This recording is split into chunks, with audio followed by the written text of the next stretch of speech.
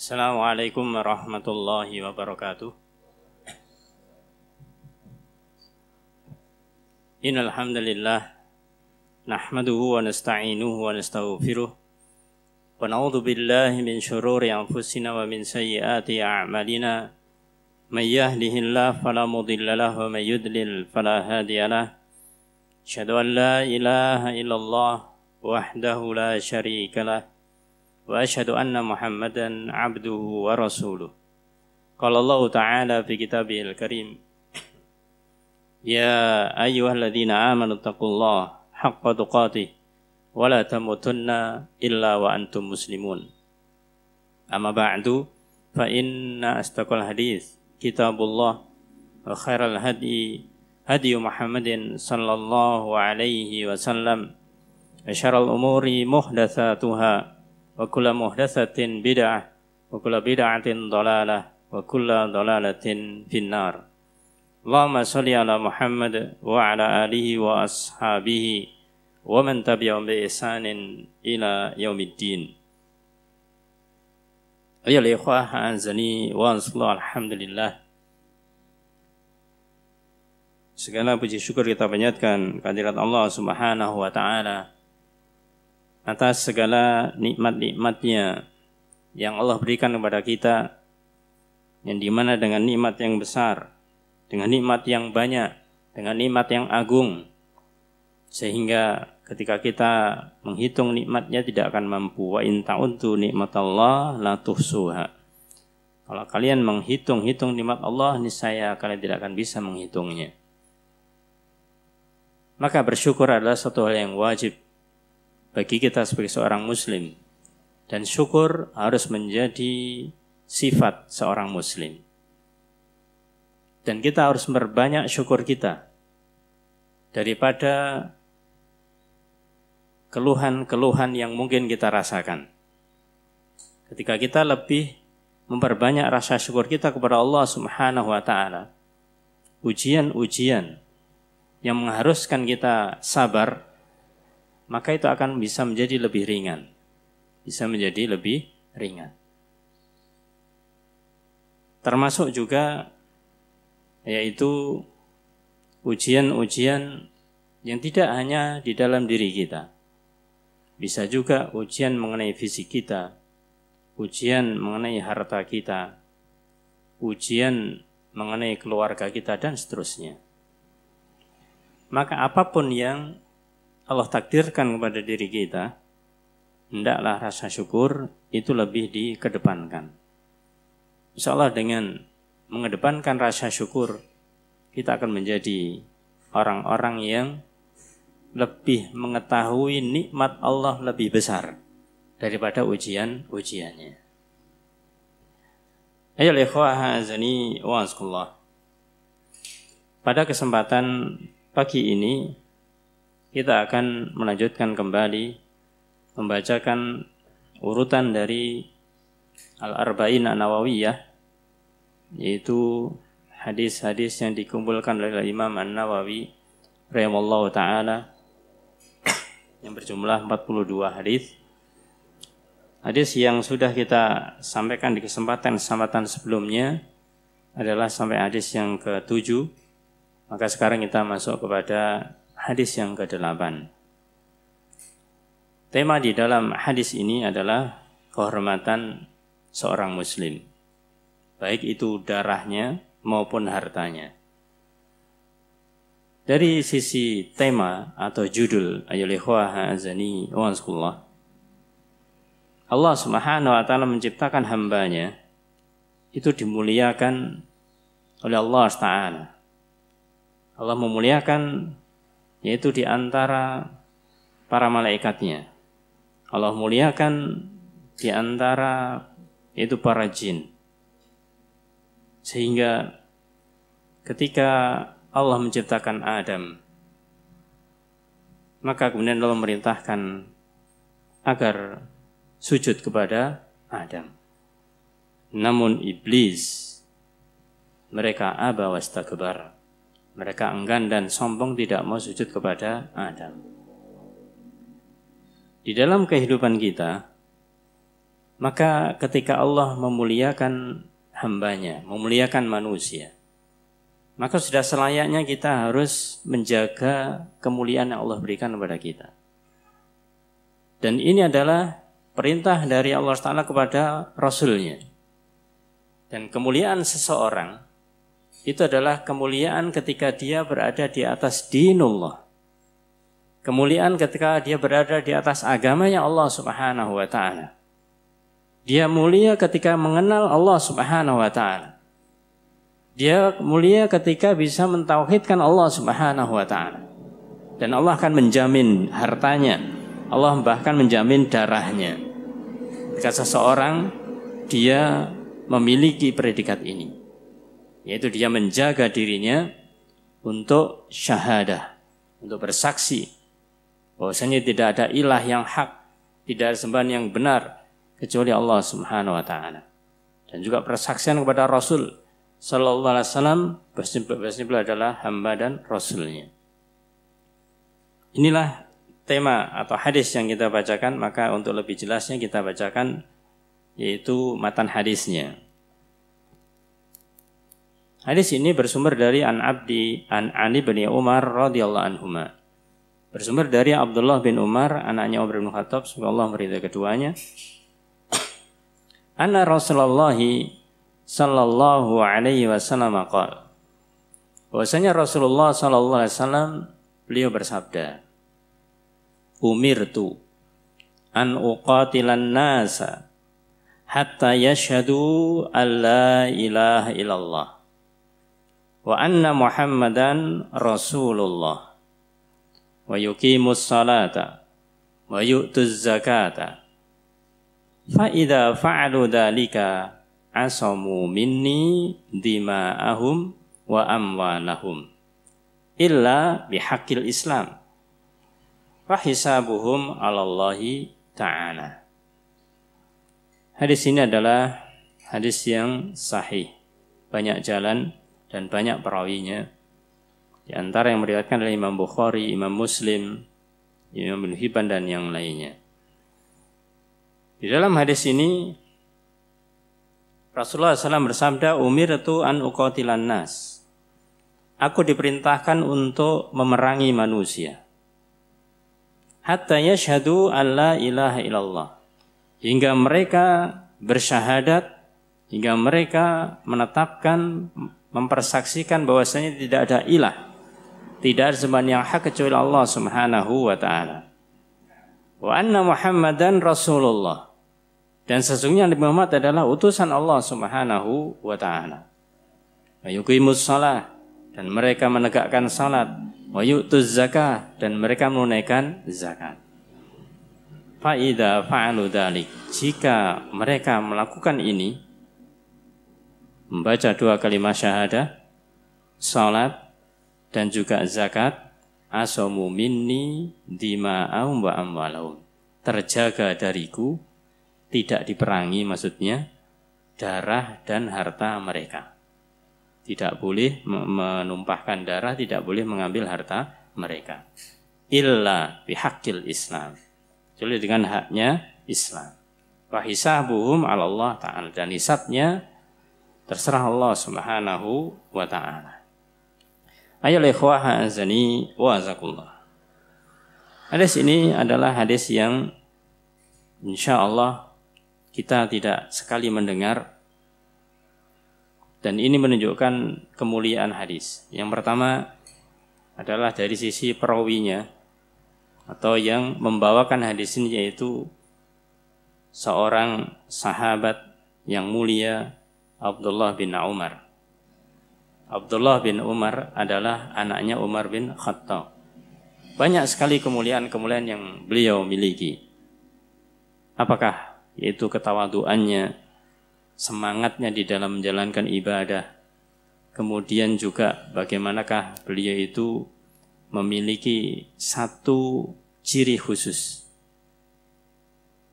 Maka beliau dijuluki dengan peniru Rasul sallallahu alaihi wasallam.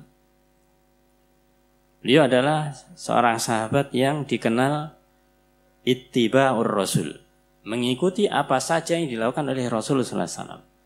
Tidak hanya di dalam masalah perintah-perintah berupa amaliyah, bahkan keseharian Rasulullah SAW yang beliau ketahui akan dilakukan.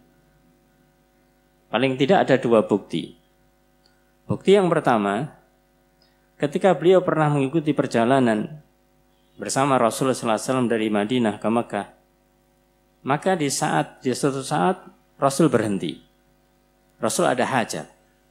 Di tengah perjalanan, rombongan berhenti, Rasul izin untuk buang hajat, menjauh dari rombongan. Ibnu Umar saat itu hadir atau mengikuti. Nah, di kesempatan yang lain ketika Rasulullah SAW telah wafat, maka beliau mengadakan perjalanan untuk haji ke Mekah. Maka subhanallah, ketika apa yang beliau saksikan ketika bersama Rasulullah SAW, begitu beliau berangkat dari Madinah menuju Mekah, rombongannya dihentikan di tempat yang sama. Di tempat yang sama, dan beliau izin. Beliau izin untuk meninggalkan rombongan sebentar. Kemana? Untuk buang hajat. Dan di tempat Rasulullah SAW juga buang hajat di situ. Ini saking beliau ingin meniru Rasulullah SAW secara sempurna. Inilah bagaimanakah semangatnya para sahabat. Ini adalah bentuk salah satu contoh yang dijelaskan atau diriwayatkan oleh para ulama. Yang kedua, tentang sholatnya Nabi. Pernah Rasulullah SAW itu sholat di dalam Ka'bah bersama Ubay bin Ka'ab kalau tidak salah. Ketika setelah sholat di situ, Ibnu Umar kebetulan pas tidak ikut di luar. Ketika setelah selesai sholat, maka beliau bertanya kepada Ubay bin Ka'ab, "Wahai saudaraku, di mana tadi Rasulullah SAW itu sholat?" Beliau tidak hanya sholat di dalam Ka'bah dimanapun tempatnya, tidak, tapi tanya, tadi Rasul itu sholatnya di sebelah mana? Ya, katakanlah di sebelah situ. Maka beliau akhirnya juga sholat di sebelah situ, di tempatnya Rasulullah SAW. Inilah kemuliaan beliau, Abdullah bin Umar radhiyallahu anhu. Ayo ikhwah azani wa haskullah. Beliau juga dikenal orang yang banyak meriwayatkan hadis. Ketika kita sering mendengar dari Abu Hurairah, dari Ibnu Umar, dari Ibnu Abbas, Ibnu Mas'ud dan yang lainnya. Bahkan beliau menempati ranking kedua setelah Abu Hurairah radhiyallahu anhu untuk meriwayatkan hadis ini. Di dalam hadis ini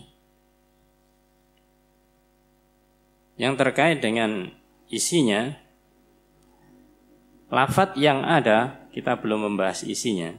Ini hanyalah salah satu lafadz yang dimana menyebutkan Rasulullah SAW akan memerangi manusia jika mereka tidak mau bersaksi atau mengucapkan dua kalimat syahadat, salat dan zakat.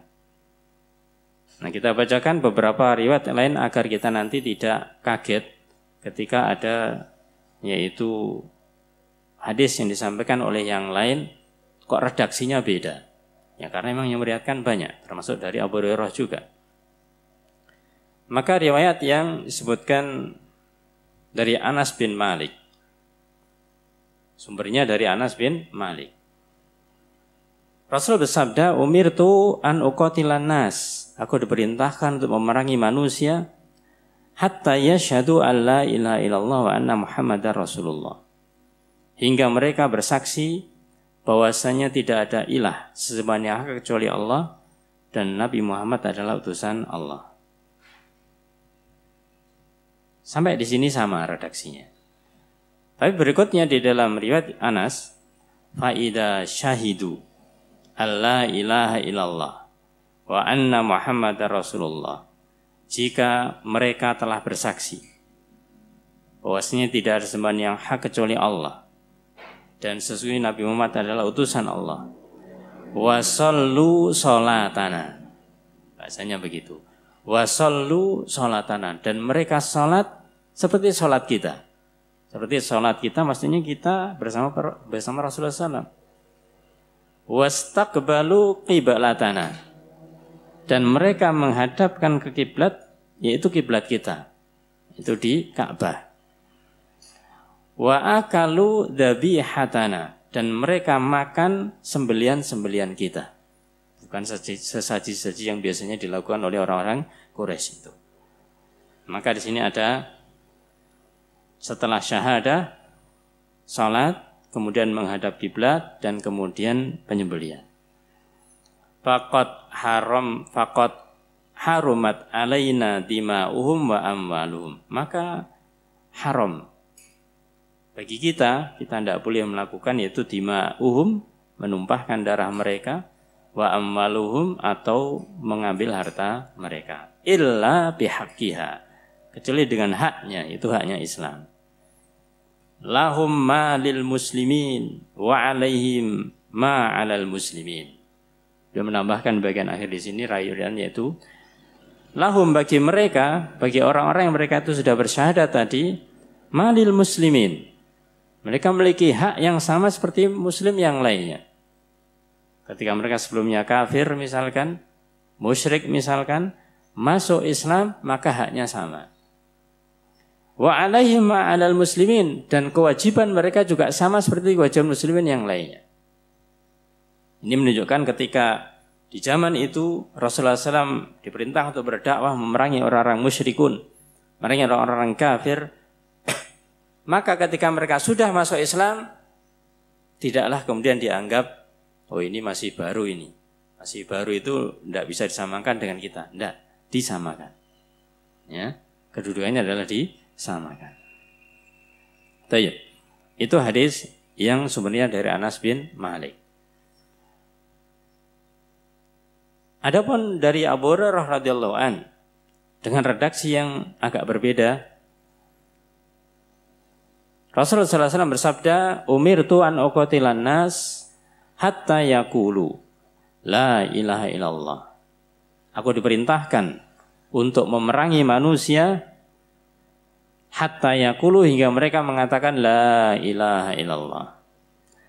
Faman qalaha faqad asama minni ma lahu wa nafsahu illa bihaqqih wa hisabu 'ala Allah. Faman qalaha, siapa yang mengatakannya, mengatakan la ilaha illallah, faqad asama minni, maka terjaga dariku harta dan jiwanya, kecuali dengan haknya, haknya Islam, dan hisabnya terserah Allah Subhanahu wa ta'ala. Ini riwayat yang ketiga dari yang pertama tadi. Yang pertama yang kita bacakan, yang kedua dari Anas bin Malik, yang ketiga dari Abu Hurairah radhiyallahu anhu. Sekarang di dalam riwayat Muslim disebutkan dengan redaksi yang agak berbeda juga. Di dalam riwayat Muslim disebutkan hampir sama di awalnya, tapi di bagian agak akhir, hatta yashhadu an la ilaha illallah wa yu'minu bi wa bima ji'tu bi. Wa yu'minu bi wa bima ji'tu bi. Aku diperintahkan untuk memerangi manusia hingga mereka bersyahadat la ilaha illallah, dan mereka beriman kepadaku. Iman kepada Rasulullah sallallahu alaihi wasallam berarti wa anna Muhammad Rasulullah. Wa bima ji'tu bi, dan dengan apa saja yang aku bawa dengannya. Beriman dengan apa yang dibawa oleh Rasul sallallahu alaihi wasallam. Nah, riwayat ini oleh ikhwah azani wa azkullah, maka menunjukkan meskipun berbagai redaksi, berbagai bentuk hadisnya berbeda-beda, tapi tidak saling bertentangan satu dengan yang lainnya. Justru saling melengkapi satu dengan yang lainnya. Nah, meskipun masih ada yang lainnya, kita cukupkan adalah tambahan riwayat-riwayat tersebut. Ayo ikhwah azani wa azkullah. Kemudian kita akan bacakan mengenai petikan-petikan hadis itu terkait dengan penjelasannya bagaimana. Yang pertama di dalam hadis yang kita bacakan tersebut, ya, Rasulullah SAW sabda, umirtu an uqatilan nas aku diperintahkan untuk memerangi manusia. Maka yang menjadi pertanyaan, siapa manusia di sini? Ini maksud dengan manusia di sini siapa? Maka disebutkan bahwasanya ini maksud dengan manusia di sini, ini adalah yang dimaksudkan adalah al-kuffar wal musyrikun. Itu orang-orang kafir dan orang-orang musyrik. Orang-orang kafir dan orang-orang musyrik. Karena kita tahu di zaman Rasulullah Shallallahu Alaihi Wasallam, masyarakat di sekitarnya itu adalah masyarakat jahiliyah, yang mereka itu beribadah menyembah kepada berhala. Maka ketika Rasul diperintahkan, yang dituju, yang dimaksud manusia di situ adalah orang-orang musyrikun. Karena dalam riwayat hadis yang lain dari Imam An-Nasai, itu lafadznya bukan manusia. Dikatakan tadi itu dalam riwayat, umirtu an uqatilal musyrikin. Aku diperintahkan untuk memerangi orang-orang musyrik. Ya, orang-orang musyrik. Artinya bukan ahlul kitab. Kalau ahlul kitab Yahudi dan Nasrani, maka itu tidak menjadi khitab di dalam hadis ini. Tapi adalah orang musyrik dan orang kafir. Ayo ikhwah azani wa azkumullah. Kemudian di dalam riwayat ini adalah umirtu an uqatilan nas. Aku diperintah untuk memerangi manusia. Bukan untuk membunuh. Ya, beda antara memerangi dan membunuh. Lafadznya adalah uqatil, untuk memeranginya. Ya. Bukan untuk membunuhnya. Ini menunjukkan apa? Menunjukkan bahwasanya seseorang yang dia melakukan sesuatu yang tidak benar, maka dia berhak untuk diperangi. Ketika dia mau diperangi, dia merasa lemah, merasa tidak mampu, kemudian dia itu menyerah, ya tidak jadi. Tidak diteruskan. Tapi ketika dia misalkan tetap membangkang, ya terjadilah yang namanya peperangan itu tadi. Tayyib. Di sini penjelasannya yang berikutnya setelah umirtu an uqatilan nas. Aku diperintah untuk memerangi manusia, yaitu orang-orang musyrikun saat itu atau orang-orang kufar saat itu. Maka sampai sekarang, artinya dalam kondisi yang sekarang, ketika sebab ini masih ada, orang-orang musyrik itu masih ada, kita memiliki kewajiban untuk melaksanakan dakwah ini. Tapi harus dilihat kondisinya. Artinya apa? Ketika di zaman Rasulullah SAW beliau akan memerangi, beliau memiliki power, memiliki kekuatan. Memiliki kekuatan yang sebelumnya beliau ditindas dan yang lainnya setelah hijrah ke Madinah, memiliki kekuatan, maka kemudian yaitu memerangi mereka. Dan tidak bisa diambil parsial. Diambil secara parsial tidak bisa. Artinya karena berlandaskan hadis ini, ya, kita kemudian mengetahui ada tetangga, ada katakanlah orang yang berbuat syirik dan yang lainnya kita perangi, akhirnya kita kemudian ngajak duel dia dan yang lainnya, bukan itu yang dimaksud. Ya. Justru dengan dakwah terlebih dahulu. Didakwai terlebih dahulu dan kita tidak ada hak untuk mendolimi mereka. Ya. Yang punya hak untuk memaksa mereka memeluk Islam adalah yaitu amir atau pemerintah atau imam, memiliki hak itu. Adapun rakyat tidak punya hak untuk hal itu. Nah, ayo ikhwah azani wa azakullah. Ketika dia sudah diperangi, kemudian akhirnya dia mengucapkan 2 kalimat syahadat, mengucapkan melaksanakan sholat, kemudian dia berzakat, ya sudah, asumu minni dima'ahum wa amwalahum, terjaga ya, darah-darah mereka dan harta-harta mereka dariku. Tidak boleh diperangi lagi. Maka inilah tiga hal yang kehormatan manusia itu harus dijaga. Yang pertama adalah ketika seseorang itu mengucapkan 2 kalimat syahadat, maka tidak boleh gegabah. Tidak boleh sembarangan langsung kemudian karena dia melakukan perbuatan ini dan itu, tapi dia masih muslim, katakanlah demikian. Terus langsung dibunuh, maka ini tidak boleh. Ya, tidak boleh, bahkan itu merupakan tindakan kekufuran. Ya, sibabul muslim fusuk wa qitaluhu kufur. Bahwasanya mencela seorang muslim adalah tindakan kefasikan dan membunuhnya adalah kekufuran. Maka tidak dibolehkan ketika seorang itu masih jelas keislamannya, tidak diketahui dia itu murtad, ya, kemudian dia itu dibunuh, haram hukumnya. Walaupun mereka misalkan murtad, ya, jelas murtadnya, secara individu kita juga tidak ada hak untuk membunuh dia. Tidak ada hak untuk membunuh dia. Maka tidak bisa dikatakan karena dia murtad, hukumnya boleh dibunuh, kita membunuh. Tidak seperti itu. Itu haknya imam, ya, haknya pemerintah. Jadi yang pertama adalah darah seseorang terjaga, harta seseorang terjaga ketika dia mengucapkan 2 kalimat syahadat. Kemudian yang kedua yaitu sholat.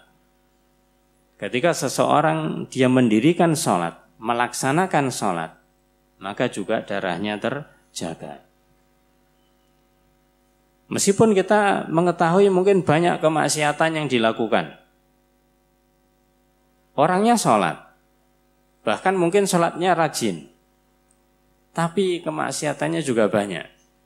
Itu urusan dia. Yang penting bagi dia adalah sholat, maka kita tidak boleh untuk yaitu memeranginya, karena sholat ini menghalangi kita untuk memeranginya. Yang ketiga adalah zakat, yaitu membayar zakat. Nah, maka 3 hal ini adalah menjadi penghalang seseorang untuk yaitu memeranginya, dikarenakan memang 3 hal inilah yang dijamin oleh Rasulullah SAW ketika dilakukan, maka terjaga darah dan harta mereka. Ayyuhal ikhwah azani wa azakumullah. Dari 3 hal itu, yang pertama adalah 2 kalimat syahadat, maka ini insya Allah sudah beberapa kali disampaikan mengenai maknanya, mengenai pentingnya tentang 2 kalimat syahadat ini. Kemudian yang kedua yaitu masalah sholat juga demikian. Mungkin yang menjadi pertanyaan yaitu zakat. Dan inilah yang terjadi di masa Khalifah Abu Bakar As-Siddiq. Maka ketika di zaman itu Rasulullah SAW telah wafat, kemudian Abu Bakar akan memerangi orang-orang yang tadinya masuk Islam, kemudian dia itu keluar dan atau dia tidak membayar zakat. Maka diperangi oleh Abu Bakar As-Siddiq. Nah, terjadilah semacam yaitu perbincangan atau silang pendapat dengan Umar bin Khattab. Maka kita bacakan yang terkait hal itu. Lamma tuwfiya Rasul sallallahu alaihi wasallam mastukhlifa Abu Bakrin As-Siddiq ba'dahu wa kufrun man kafara wa kafar man kafara minal Arab. Ketika Rasulullah SAW telah wafat, kemudian diganti dengan Abu Bakar Siddiq setelahnya, maka ada orang-orang yang kufur dari orang-orang Arab ini. Azam Abu Bakrin ala qitalihim. Abu Bakar memiliki azam, memiliki niat yang kuat untuk memerangi mereka. Wa kana minhum, siapa yang diperangi, yaitu man mana'az zakah, orang yang mencegah zakat, orang yang tidak mau membayar zakat. Walam yakfur, dan tidak kufur, maksudnya tidak dikafirkan. Mereka tidak membayar zakat, maka diperangi. Faqala lahu Umar, Maka ketika Abu Bakar punya niat mau memerangi orang-orang yang membayar zakat, maka Umar mendengar. Maka Umar mengatakan kepada Abu Bakar Siddiq, "Kaifa tuqatilu an-nasa?" Wahai Abu Bakar, kenapa engkau memerangi manusia? Waqad qalu la ilaha illallah. Padahal mereka sudah mengucapkan la ilaha illallah. Waqad qala Rasulullah sallallahu alaihi wasallam, bukankah Rasul bersabda, "Umirtu an uqatilan nas hatta yashhadu an la ilaha illallah." Yang hadis yang kita bacakan. Ya, perhatiannya Umar bin Khattab ini adalah di dalam dua kalimat syahadat, dan ini tidak salah. Memang dua kalimat syahadat adalah penentu seseorang itu boleh dibunuh dan tidaknya. Kalau dia mengucapkan dua kalimat syahadat, maka haram, ya, darah dan hartanya. Tapi kalau mereka sudah tidak mengucapkan, ini halal darahnya. Maka Umar mengatakan di sini, kan mereka meskipun bahasanya meskipun tidak zakat, tapi kan masih mengucapkan dua kalimat syahadat. Faqala as-Siddiq, maka Abu Bakar Siddiq mengatakan, az-zakatu haqqul mali. Zakat itu adalah haknya harta. Zakat adalah haknya harta. Jadi kan di ayat dikatakan illa bihaqqil Islam. Kecuali dengan haknya Islam. Isi Islam diantaranya adalah rukun Islamnya yaitu zakat. Maka ini adalah haknya Islam dan itu haknya harta. Maka harus diambil. Maka ketika beliau mengatakan di sini, ya, kemudian barulah Umar bin Khattab menyadari apa yang dikatakan oleh Abu Bakar As-Siddiq. Bahkan beliau mengatakan waqala wallah, demi Allah, lau mana'uni inaqan wa fi riwayatin iqalan kanu yu'addunahu Rasulullah sallam laqataltuhum ala man'ihi. Demi Allah, sekiranya mereka mencegah dariku, mereka tidak mau, yaitu menyerahkan, yaitu ikat tali onta yang dulu dia serahkan kepada Rasulullah SAW, maka aku perangi dia. Artinya apa yang sudah dilakukan Rasulullah SAW, orang-orang ini ketika di waktu Rasul ada itu membayar zakat, dia membayar. Ketika Rasul tidak membayar, ketika Rasul wafat, mereka tidak mau membayar. Maka sahabat Bakar mengatakan akan aku perangi sebagaimana Rasul sebelumnya memerangi mereka ketika sebelum mereka masuk Islam itu atau mereka dalam keadaan musyrik. Fataba'ahu Umar ala qitalil qaum. Maka Umar menyadari, kemudian beliau setuju dengan Abu Bakar dan memerangi kaum tersebut. Ayyuhal ikhwah azani wa azkumullah. Maka disinilah bahwasanya yang namanya hakul Islam itu tidak hanya dua kalimat syahadat saja, tapi di situ ada sholat dan juga ada zakat. Ketika mereka melakukan ini semuanya, maka darah mereka, harta mereka itu aman, ya, haram untuk diambil, haram untuk ditumpahkan. Disebutkan di dalam beberapa ayat yang lainnya terkait dengan hal ini. Allah berfirman dalam surat At-Taubah ayat ke-9, ayat ke-5. Allah berfirman, "Fa in tabu wa aqamus shalah wa atuz zakah fa khallu sabilahum." Fa in tabu, jika mereka bertaubat, wa aqamus shalah, dan mereka menegakkan salat, wa atuz zakah, dan mereka menunaikan zakat, fakhallu sabilahum, maka berilah mereka kebebasan, jangan ditahan. Ya, misalkan mereka jadi tawanan perang, ya, dari orang-orang kafir misalkan, kemudian didakwai, setelah didakwai kemudian mereka masuk Islam, ya, kemudian mereka menunaikan sholat, melaksanakan sholat dan menunaikan zakat, maka bebaskan. Maka dibebaskan. Ini menunjukkan bahwasanya kalau mereka taubat, artinya mereka kembali kepada Allah Ta'ala, mengucapkan dua kalimat syahadat, ya, kemudian melaksanakan sholat dan zakat.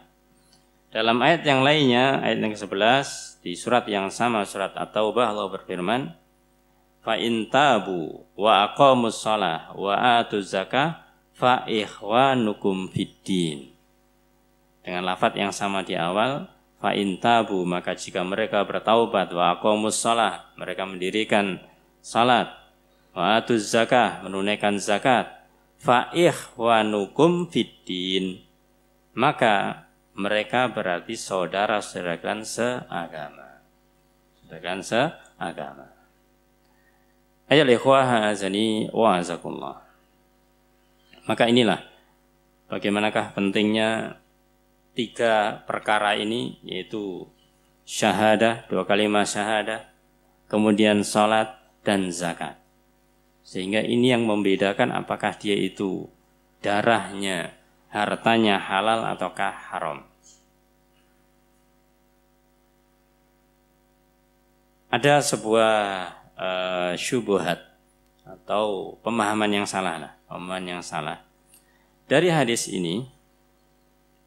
Ada yang mereka memahami yang salah karena lafadznya tadi, Rasul diperintahkan, aku akan perangi manusia hingga mereka mengucapkan 2 kalimat syahadat, melaksanakan sholat dan membayar zakat.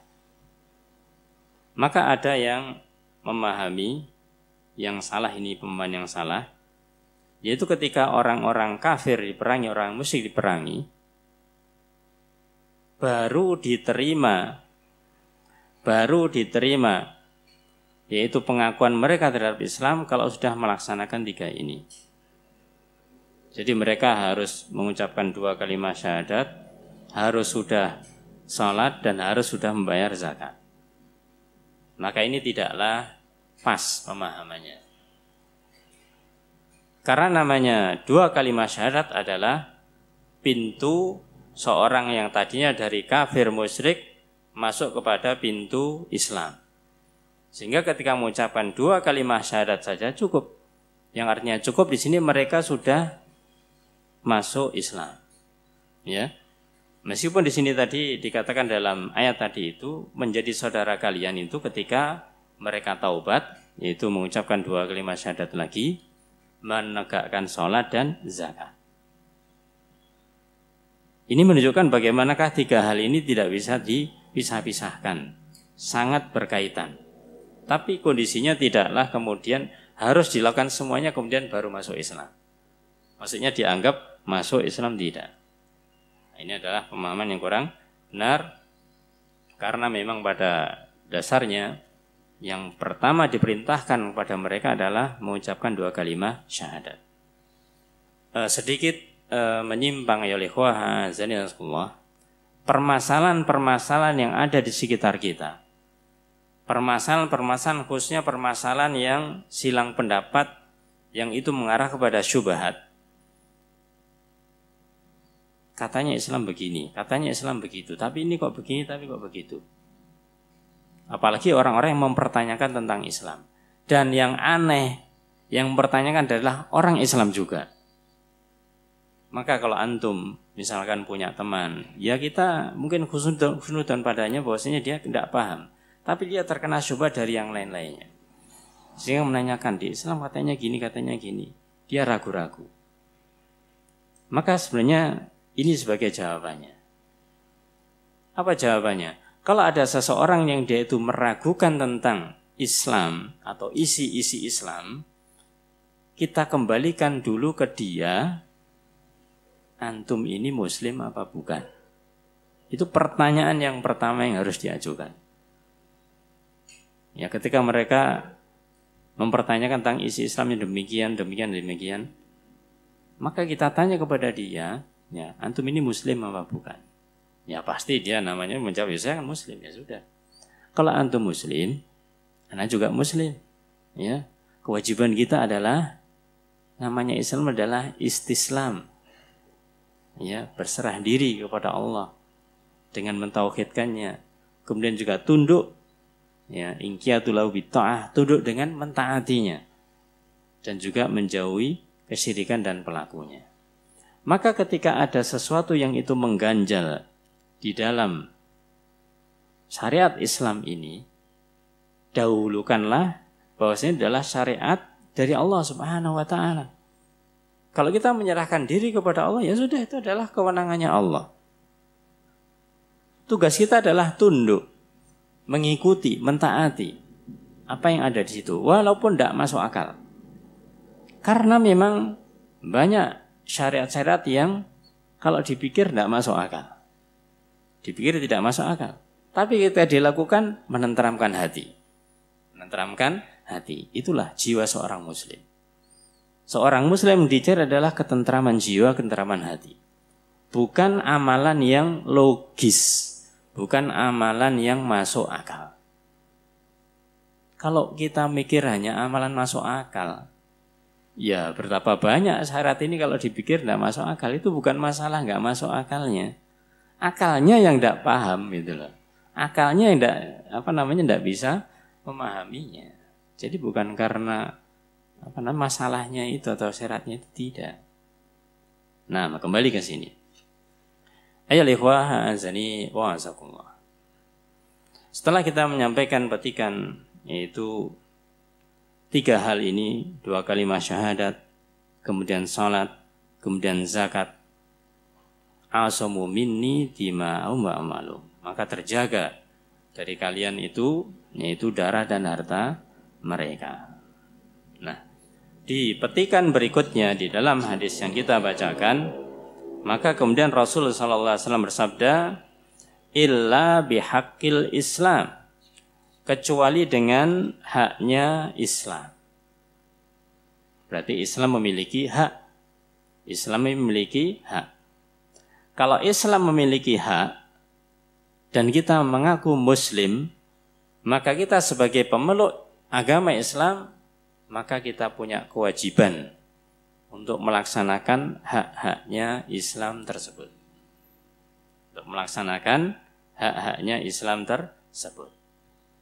Jadi ini kita bicara dari awal bahwasanya hak dan kewajiban.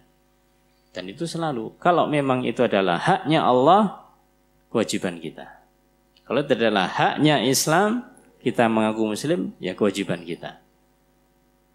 Kalau namanya kewajiban, perintahnya untuk ditunaikan, bukan untuk dipermasalahkan, bukan untuk dipertanyakan, bukan untuk dikritisi dan yang lain, naudzubillah. Tapi adalah dilaksanakan. Nah, di dalam hakul Islam, tentang hak masalah Islam ini, disebutkan mengenai hak Islam ini, bahwasanya yang termasuk haknya Islam, kalau di dalam hadis tadi itu, 2 kalimat syahadat, kemudian salat dan zakat. Makanya Abu Bakar tadi mengatakan, meskipun ya masalah zakat, kalau ada yang tidak mau bayar zakat lagi akan diperangi. Itu adalah haknya Islam. Tidak hanya 2 kalimat syahadat saja. Kemudian juga contoh lain. Ya, contoh lain tentang masalah haknya Islam. Di dalam sebuah hadis, Rasulullah SAW bersabda di dalam hadis yang lainnya, itu di dalam hadis yang disebutkan dalam kitab lain, yaitu Jamilul Hikam, bahwasanya beliau Rasulullah SAW bersabda, la yahillu damu mri'in muslimin yashhadu an la ilaha illallah wa anni rasulullah illa bi ihda thalathin. La yahillu, tidaklah halal. Namanya tidak halal berarti haram. Damu mri'in muslimin, darahnya seorang muslim. Yashhadu an la ilaha illallah, yang dia telah mengucapkan syahadat la ilaha illallah. Wa anni rasulullah, dan dia juga mengucapkan syahadat aku adalah utusan Allah. Illa bi ihda thalath, kecuali dengan salah satu dari 3 hal ini. Kita ulangi, di awal dikatakan la yahillu damim ri'im muslimin. Tidak halal darah seorang muslim. Artinya tidak boleh ditumpahkan. Yang tidak boleh ditumpahkan, tidak boleh dibunuh. Kecuali kalau misalkan ada 3 penyebab ini. Inilah haknya Islam. Inilah haknya Islam.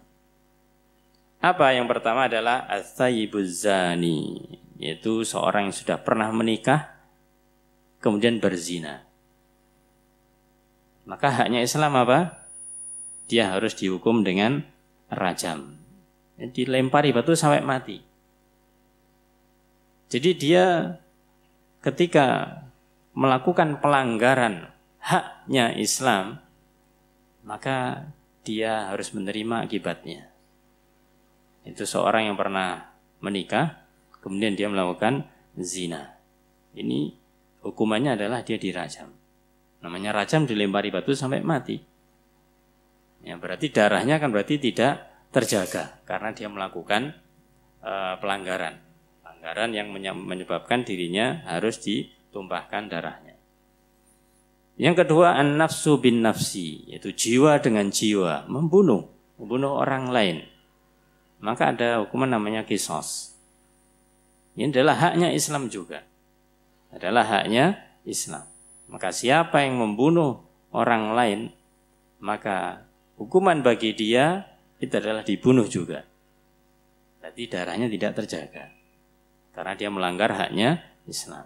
Meskipun dia mengucapkan 2 kalimat syahadat, meskipun dia salat, meskipun dia membayar zakat, tapi telah melanggar haknya Islam. Illa bihaqil Islam. Dan yang ketiga beliau bersabda, wattariku lidinihi al-mufariku lil jama'ati, yaitu orang yang meninggalkan agamanya. Murtad berarti. Wal mufariku lil jama'ah, dan meninggalkan jamaah kaum muslimin, yaitu murtad. Secara hukum orang yang murtad maka halal darahnya.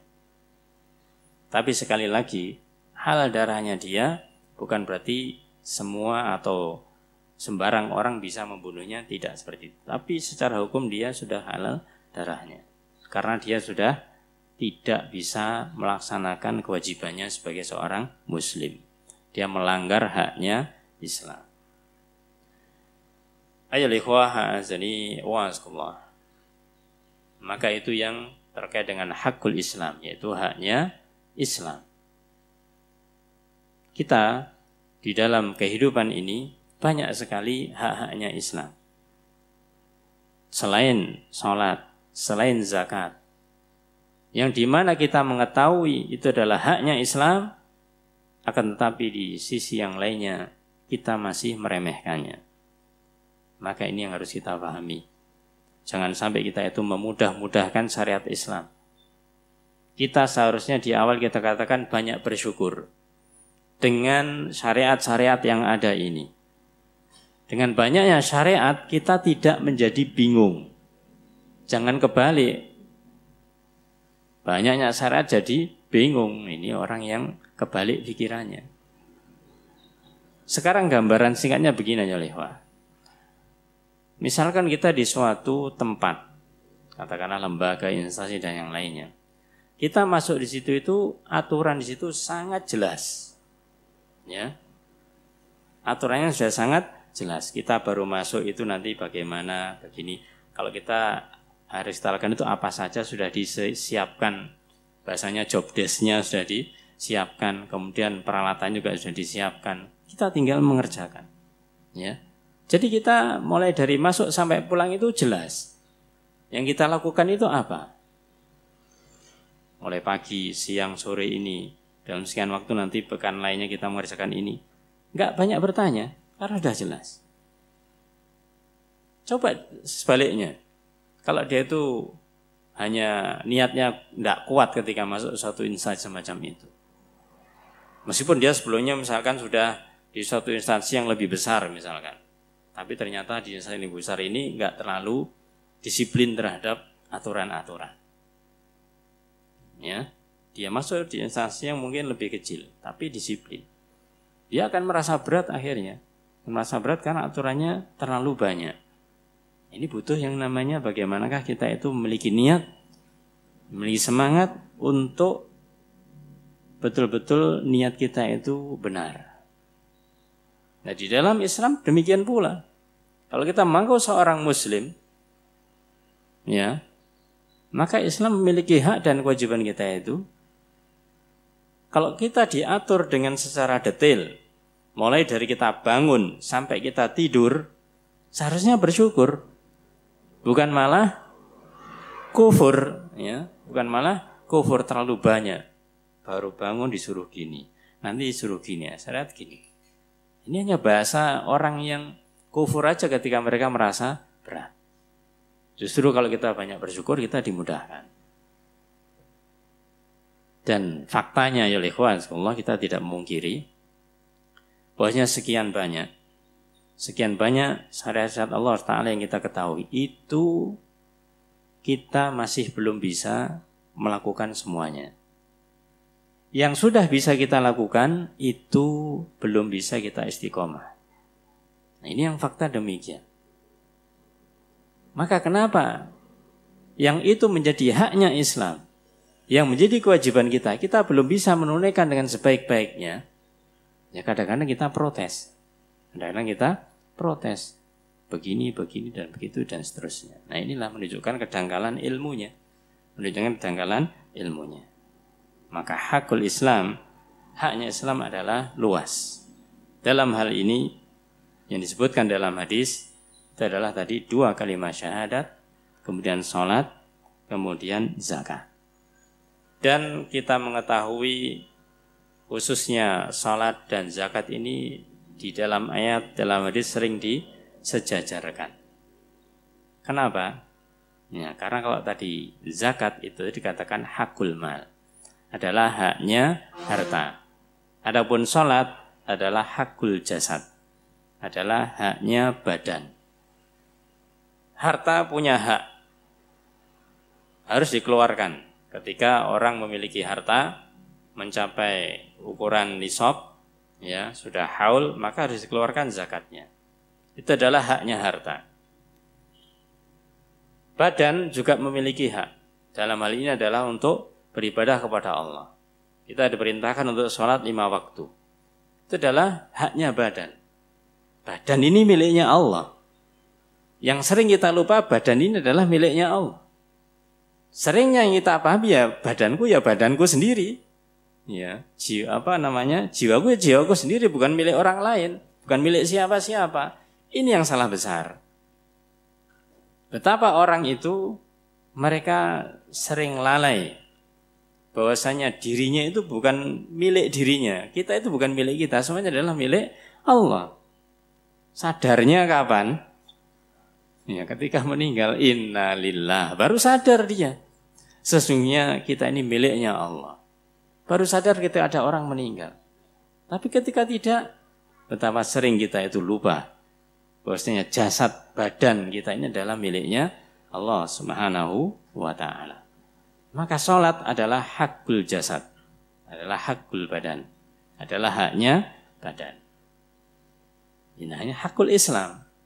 Ya, hak Islam, kalau tadi pintunya adalah 2 kalimat syahadat, kemudian haknya badan itu adalah sholat, dan haknya harta ya adalah zakat. Maka inilah penjelasan yang insyaallah jelas di dalam hadis yang disebutkan oleh Rasul sallallahu alaihi wasallam. Ayo ikhwah azani wa azakumullah. Kemudian petikan hadis yang bagian akhir disebutkan, yaitu wa hisabuhum 'alallah. Dan hisabnya itu diserahkan kepada Allah Subhanahu wa ta'ala. Nah, secara awal dulu kita sampaikan, dan hisabnya diserahkan kepada Allah Subhanahu wa ta'ala. Ini adalah urusan hati. Urusan hati yang tahu adalah Allah Subhanahu wa ta'ala. Kita sendiri kadang-kadang tidak mengetahui isi hati kita apa. Buktinya apa? Buktinya ketika ditanya, ya akhi, antum mau kemana? Tidak tahu ya, enaknya kemana ya? Ini menunjukkan hatinya sedang apa? sedang bingung, sedang galau, tidak tahu apa yang mau dilakukan. Dia tidak ngerti tentang isi hatinya itu apa. Maka hisabum Allah, hisabnya Allah Ta'ala, ya terserah Allah Ta'ala menunjukkan bahwasanya adalah urusan hati. Maka perhatikan ya oleh ikhwah azani wa azkullah. Satu kisah yang mungkin juga masyhur, ada seorang sahabat yang mulia Usamah bin Zaid, ya, ketika beliau itu pernah berbuat salah terkait dengan hal ini, bahkan dimarahi oleh Rasulullah SAW, mengecam perbuatan Usamah bin Zaid. Saat beliau itu memerangi orang-orang musyrik, ya, ada seorang yang dia itu sedang terjepit oleh Usamah bin Zaid radhiyallahu anhu ini. Maka kalau pikiran logika kita, ya jelas. Kalau dia itu musuh sudah terjepit, ya, pedang sudah terhunus mau dibunuh, cari selamatnya bagaimana? Supaya tidak begitu. Maka orang musyrik ini, orang kafir ini mengucapkan 2 kalimat syahadat, la ilaha illallah. Akan tetapi sekali lagi secara akal, ya, secara kasat mata, jelas orang ini enggak ikhlas, katakanlah demikian. Karena dia mengucapkan itu dalam ancaman pedang, mau dibunuh. Bahasanya itu masuk akal kalau dibunuh begitu. Tapi ketika didengar oleh Rasulullah SAW, ya, ketika Usamah ternyata tetap membunuhnya, Rasul marah, Rasul mengecam, ya, Rasul marah dan Rasul mengecam. Kenapa engkau bunuh? Sudahkah engkau melihat membelah dadanya, isi hatinya itu apa? Ini menunjukkan bahwasanya yang dihukumi adalah dohirnya. Amalan perbuatan seseorang itu yang dihukumi adalah dohirnya.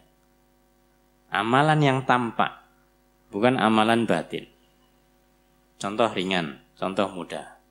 Ada orang di waktu sholat, ya, dia itu misalkan sudah masuk masjid, kemudian sudah sholat berjamaah, kemudian dia pulang.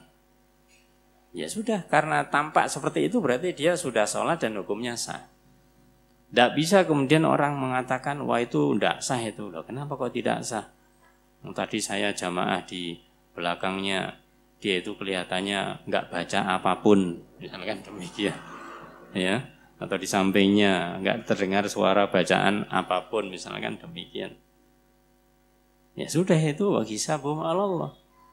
Ya, yang penting dia secara dohir melakukan sholat dianggap sah. Kita tidak boleh mengatakan tidak sah. Nah itulah, apalagi masuk ke dalam fikih nanti. Ayolah wah azani wa azakullah.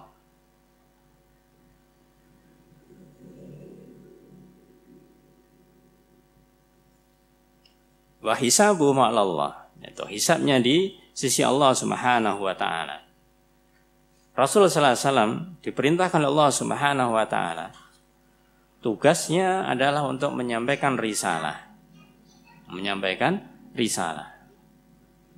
Dan tidak ada kewajiban bagi Rasulullah sallallahu alaihi wasallam untuk, atau hak Rasul untuk memberikan hidayah. Hidayah di tangan Allah Subhanahu wa taala. Di dalam akhir ayat yang sering kita dengarkan, surat Al-Ghasyiyah, di ayat-ayat terakhir Allah berfirman, fadzakir innama anta mudzakir lasta 'alaihim bimusaitir illa man tawalla wa kafar fayu'adzibuhullahu al-'adzabal akbar inna ilaina iyabahum tsumma inna alaina hisabahum. Yang artinya bahwasanya fadzakir, maka berilah peringatan. Allah perintahkan kepada Rasulullah SAW untuk memberikan peringatan. Maka disebutkan dalam ayat ini, innama anta mudzakir. Engkau wahai Rasulullah SAW hanyalah mudzakir, orang yang memberi peringatan saja. Memberi peringatan saja. Lasta alaihim bimusaitir, ya. Bahwasanya engkau bukanlah orang yang bisa berkuasa atas mereka. Rasul saja itu dinaskan semacam ini, apalagi kita. Makanya kalau kita mengajak orang, mereka ikut dan tidaknya itu di atas kekuasaannya Allah. Kita diperintahkan untuk mengajak dengan cara yang terbaik. Adapun mereka nanti ikut dan tidak, itu adalah Allah Subhanahu wa ta'ala. Kalau memang kita sudah memberikan peringatan yang baik, di sini Rasulullah SAW sudah memberikan peringatan yang baik, ya, kemudian mereka tetap ingkar, bahkan melawan. Maka kemudian perintah Allah, illa man tawalla wa kafar, kecuali orang-orang yang mereka itu berpaling dan mereka kufur. Ya. Perintah, dakwah, kemudian nasihat disampaikan, tapi masih saja enggak mau ikut, bahkan menantang, bahkan mereka itu mengejek, bahkan mereka itu katakanlah mengkantar balik dan yang lainnya. Maka Allah firmankan fayu'adzibuhullah al-'adzab al-akbar. Maka Allah akan mengadab mereka dengan adab yang besar. Jadi Allah yang akan ngurusi. Allah yang akan ngurusi ketika kita mendakwahkan dengan yang baik dan benar, kemudian dia tidak mau, kemudian dia malah membantah, bahkan mereka menyerang nilainya, Allah itu urusannya. Rasul demikian. Ditugaskan untuk menyampaikan dengan sebaik-baiknya, maka urusan yang didakwai, yang dinasihati dan yang lainnya itu adalah urusannya Allah Subhanahu wa ta'ala. Inna ilaina iyabahum thumma inna alaina hisabahum. Ya. Sesungguhnya kepada kamilah mereka kembali dan sesungguhnya kewajiban kamilah membuat perhitungan atas mereka. Inilah wa hisabuhum 'alallah. Maka hisabnya di sisi Allah, Allah yang akan menentukan. Kita tidak bisa menetapkan, tidak bisa memastikan bahwasanya orang ini demikian dan demikian, karena urusan adalah urusan hati. Urusannya adalah urusan hati. Ayo ikhwah azani wa azakullah.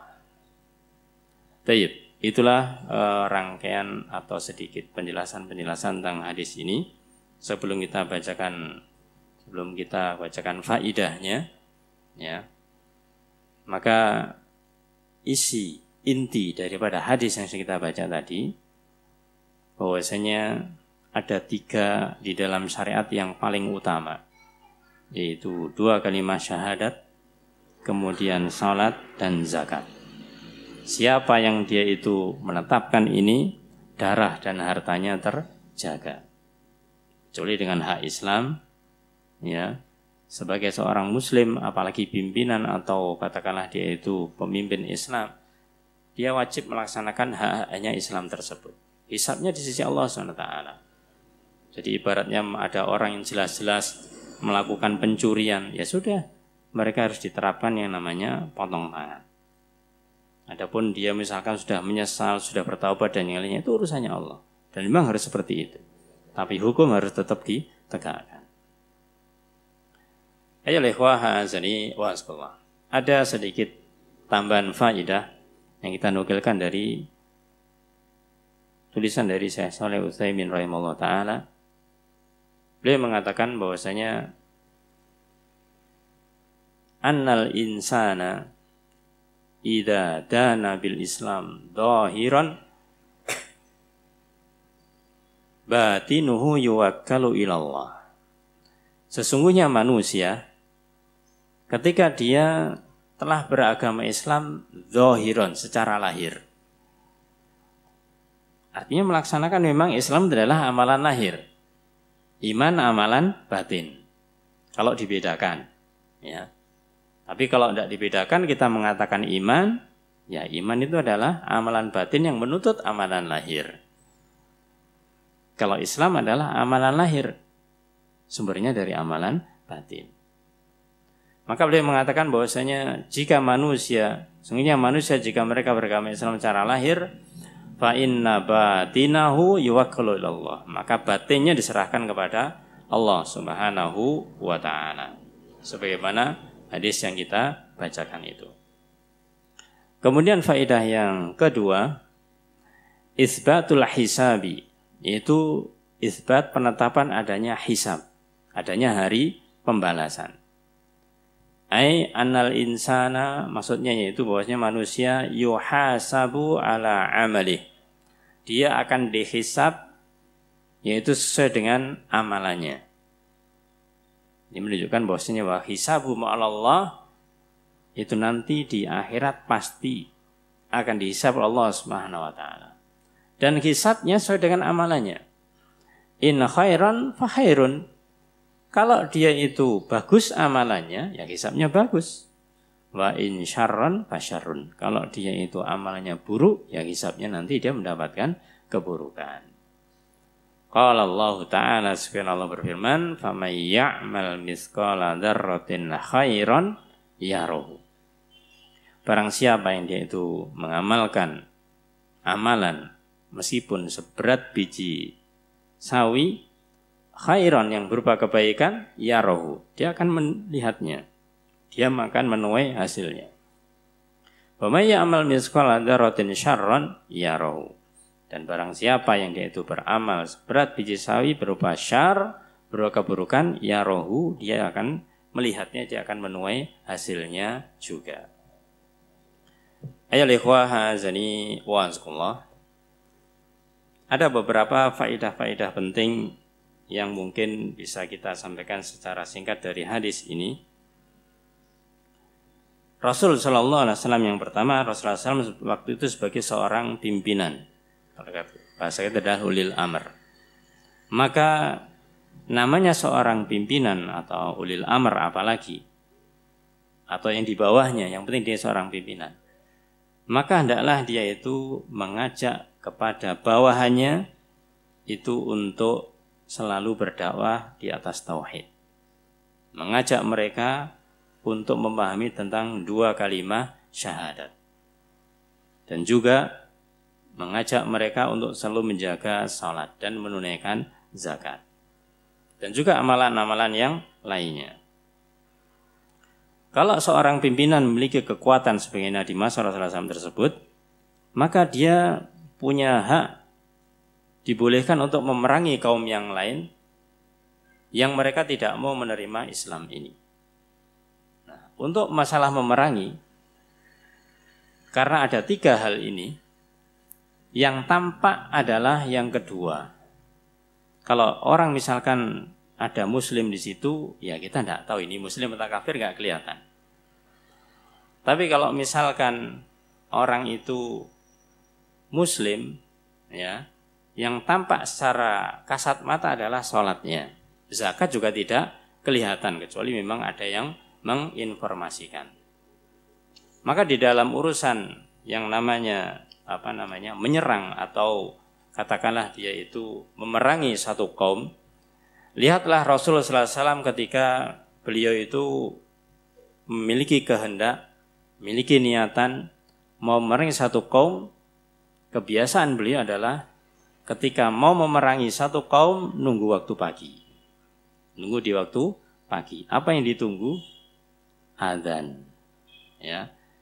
Ketika ada adzan di tempat yang mau diperangi itu, berarti ini saatnya bukan untuk diperangi secara fisik, tapi didakwai, karena sudah ada muslim di sana.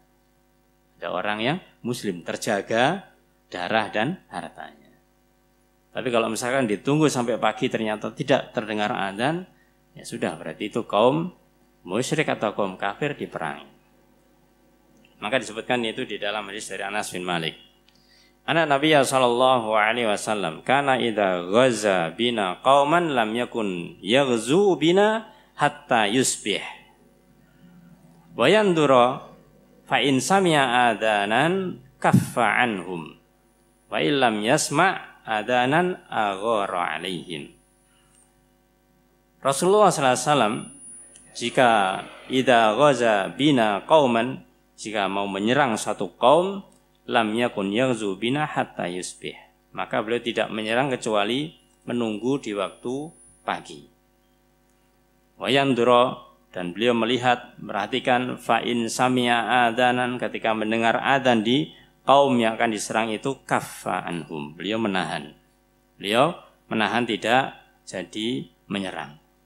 Wa in lam yasma' adanan, tapi kalau mendengar adzan, ya sudah, ya aghara alaihim, maka beliau akan menyerang mereka. Ini menunjukkan bagaimanakah dalam Islam ini tidak seperti digambarkan oleh orang-orang orientalis, orang-orang kafir yang mereka mengatakan Islam adalah agama yang suka perang dan yang lainnya. Itu hanyalah ungkapan-ungkapan bahasanya kita brainwashing untuk membuat orang Islam ini takut. Dan kena, orang Islam itu banyak yang kena dengan ungkapannya semacam itu. Na'udzubillah. Kemudian faedah yang lainnya yang kita nukilkan di sini adalah orang kalau dia itu sudah mengucapkan 2 kalimat syahadat, maka 2 yang lainnya salat dan zakat itu menjadi konsekuensi. Menjadi konsekuensi. Kalau sudah mengucapkan 2 kalimat syahadat, wajib baginya juga melakukan salat dan zakat. Apa gunanya 2 kalimat syahadatnya kalau dia tidak salat, tidak zakat? Ya. Bahkan masalah zakat tadi Abu Bakar memerangi kaum yang tidak mau membayar zakat. Masalah salat para ulama bahkan ada yang berpendapat hukumnya kafir ketika dia meninggalkan salat. Ini menunjukkan bagaimanakah pentingnya salat dan zakat ini. Kemudian faedah yang lainnya bahwasanya hadis ini adalah merupakan bantahan bagi orang-orang yang berpaham Murji'ah, yang mereka itu punya pendapat iman tidak membutuhkan amal. Iman tidak membutuhkan amal. Pokoknya sudah iman, ya sudah sempurna imannya. Ini salah besar. Ya. Karena iman memang itu amalan hati, tapi konsekuensinya adalah anggota badan. Sebagaimana kita tahu makna iman yaitu kita meyakini di dalam hati, mengucapkan dengan lisan dan dilakukan dengan anggota badan. Itulah ya ikhwah azani wa azkullah beberapa faedah-faedah yang bisa kita sampaikan dalam kesempatan kali ini. Kalau melihat hadis tadi, ya, melihat hadis tadi itu dan banyak ayat juga yang menyebutkan, itu yang sering disebut di dalam rukun Islam, syahadat, salat, zakat. Kenapa puasa tidak dimasukkan? Kenapa zakat tidak dimasukkan? Artinya, kalau misalkan orang meninggalkan puasa, orang meninggalkan haji, masuk di sini apa tidak? Ya jawabannya sebenarnya jelas ya, tidak masuk karena tidak ada lafadznya di sini. Ya, karena tidak ada lafadznya kan di situ untuk puasa dan untuk haji. Itu jawaban yang pertama karena memang tidak ada lafadz tentang masalah puasa dan haji. Adapun ilahnya, adapun sebabnya untuk masalah puasa. Ya, untuk masalah puasa ini mungkin ada penjelasan dari yang ditulis syarahnya oleh beliau sendiri yaitu Imam An-Nawawi rahimallahu ta'ala. Kita bacakan saja. Beliau mengatakan, ini sebenarnya tadi Ana nunggu nggak ada yang nanya. Maka dijelaskan saja biar tahu.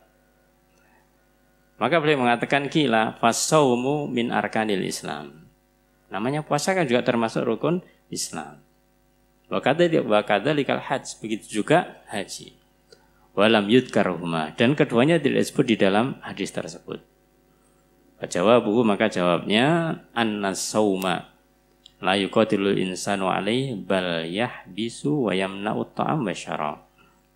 Ya. Seorang yang berpuasa maka dia tidak diperangi sebagaimana sholat, syahadat dan juga zakat, karena dia amalannya adalah menahan diri dari yang membatalkan puasa, yaitu menahan diri makan dan minum. Maksudnya apa? Ya maksudnya orang itu puasa atau tidak kelihatan apa tidak? Kalau orang tidak sholat kelihatan, iya kan? Orang tidak zakat ya ketahuan juga. Ini kok pernah bayar zakat sih, nah gitu. Kalau orang dia itu puasa ataupun tidak, ya tidak kelihatan. Dia puasa, dia tidak puasa bilang puasa, ya siapa yang tahu?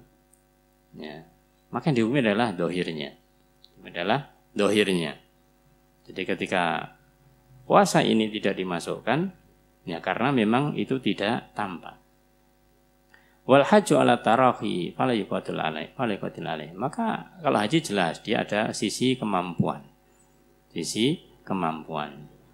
Dan kedua-duanya memang berujung kepada kemampuan tadi itu.